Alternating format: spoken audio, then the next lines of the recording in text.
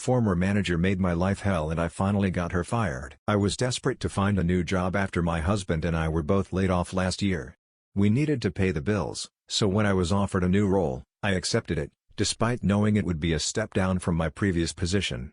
The manager, Gary, and the team seemed great at the time, but things took an unexpected turn. Gary was extremely busy and ended up offloading me to another manager named Jane.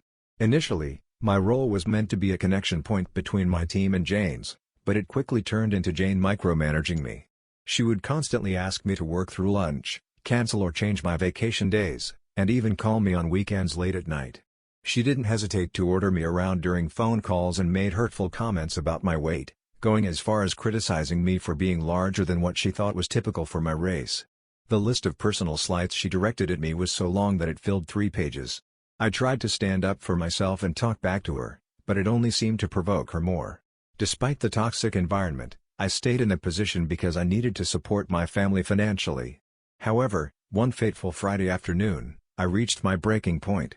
Jane yelled at me for a trivial matter regarding a meeting I had scheduled without including someone from her team, someone I didn't even know about. I was already dealing with a family tragedy and couldn't handle the added stress anymore. I confided in Gary about the situation with Jane, and to my relief, he was sympathetic and not at all surprised considering that half of her team had already quit. Gary immediately offered to move me to a different team under his supervision, and I was thrilled at the prospect. Unfortunately, transferring to the new team didn't solve the problem. Jane continued to assert her authority from a distance, ordering me around and making me feel incompetent. I decided to ignore her emails, which only led to her confronting me one day at my desk. She started loudly criticizing my qualifications for the role, causing Gary to overhear the exchange and finally confront Jane about her behavior. However, even after his intervention, the verbal abuse didn't stop. 2 months later, I reached my breaking point once again. I abruptly wrote my resignation letter and attached a list of Jane's offensive comments, ensuring to copy everyone involved. Gary tried to persuade me to stay by offering various accommodations, but seeing how Jane continued to provoke and belittle me even from afar, I made it clear that the only way I would consider staying was if Jane was removed from the company. Unfortunately, Gary lacked the authority to make that decision, as Jane's manager was in a different country. Despite multiple HR complaints from at least 5 people, no action was taken against Jane. Frustrated and without any shame, I left the company, making sure to inform everyone exactly why I was leaving. The following months were incredibly tough. We struggled to make ends meet, resorting to eating slices of bread just to cover our mortgage and emergency expenses caused by a health crisis and a funeral. Even after my husband found a new job, we were still playing catch-up with our bills. I spent months tirelessly applying for 5 to 10 job openings per day, sometimes even exceeding 20 applications. Then, one day, I stumbled upon a public memo announcing that a former colleague, a big shot from my previous company, had joined the company I had recently left. I decided to reach out to him, offering my congratulations and letting him know that I was available to provide insights about the new place if needed.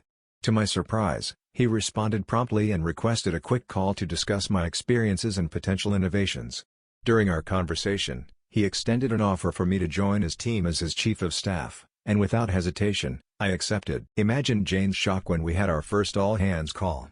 The company's VPs and above were asked to welcome the new big shot in a giant conference room. In his speech, the big shot casually mentioned that I would be serving as his chief of staff, along with a few other key names. I now sat 2 levels above Jane, and it turned out that during the 3 months I was absent, the other half of her team had also resigned. Every single person had left. Gary expressed his excitement for me and had only positive things to say. However, Jane chose the classless route and sent an email to the big shot, bad-mouthing me and claiming that I was unqualified, that I used to work for her, and that I had tried to get her fired, insinuating that I had lied to get ahead. She didn't even attempt to sugarcoat her words. The big shot forwarded me her email, asking for an explanation. Nervous but also excited, I realized that Jane had no idea about my true professional background. In fact, I had been a director at the big shot's previous competitor company, already 1 level above Jane. Therefore, the leap of 2 levels wasn't as significant as she believed it to be. Furthermore, I had worked closely with him for 5 years, which made me confident that he would be receptive to my side of the story. I had an hour-long call with the big shot and explained in detail how Jane was detrimental to the company's culture and how she displayed a consistent pattern of nasty behavior. I provided him with the evidence he needed, including Gary's confirmation of her team turnover, the resignation letter I had left on my desktop upon my departure, and several other offensive emails she had sent to her recent staff, which they were more than willing to share with us. Ultimately, the big shot made the decision to terminate Jane's employment on that very Friday. Second story. I had a member of staff, male, try to force himself onto another staff member, female. She chose not to press charges. That didn't sit right with me. I was relaxing on my couch, enjoying the last bit of my weekend, when I received a distressing call. It was about one of our sponsored employees, Janice, who worked as a server in my restaurant. Apparently, she had been caught engaging in indecent behavior with a man in a private booth at another restaurant. The police had stumbled upon them, resulting in a stern warning and a signed pledge to avoid such incidents in the future. This left me puzzled. How did the police discover them before the restaurant staff did? To unravel this mystery, I decided to call the restaurant the next day. I expected that someone from their staff might have reported the incident immediately. Surprisingly, the restaurant staff claimed to have been completely unaware of the situation. In fact, it was the first time the police had ever been called to their establishment. The officers had directly entered the back booths and caught Janice and her companion red-handed. Realizing that someone had tipped off the police, I decided to talk to Janice. I wanted to check in with her and get her side of the story. I also had to have a serious conversation about her actions while reassuring her that she would keep her job. During our discussion, I asked Janice about who she thought might have reported them. Without hesitation, she mentioned Sami, one of our drivers. Janice believed he called the police after dropping her off at the restaurant. She suspected jealousy, as Sami had shown interest in her and even tried to force himself on her in the past. Shockingly, she had never reported this incident, fearing repercussions for others and wanting to avoid involving the authorities. Naturally, I was furious with Janice for not immediately informing me or one of the managers about the attempted assault. I strongly advised her to press formal charges, but she declined. This decision infuriated me even more, as it meant that Sami would go unpunished. While I was determined to fire Sami, I felt that mere dismissal was not enough. Allowing someone who attempted to rape another person to walk away without consequences was unacceptable to me, but it seemed like a situation I had to accept. With a heavy heart, I confronted Sami in my office. I began by mentioning the incident involving Janice. To my surprise, Sami responded with a sense of pride, claiming responsibility for calling the police. This was the moment I had been waiting for. For years, Sami had been bragging about his beautiful, younger wife, showcasing pictures of her to everyone. Additionally, he portrayed himself as a devout religious man. Curious, I asked Sami why he had called the police instead of reporting the situation to his direct manager or me. He faltered and remained silent, unable to meet my gaze. I continued, informing him that Janice had revealed the truth to me. I expressed my disgust and regret at having hired him. He had the audacity to mumble a feeble excuse, admitting to attempting to assault Janice only once. Anger surged through me, and I fought the urge to slap him.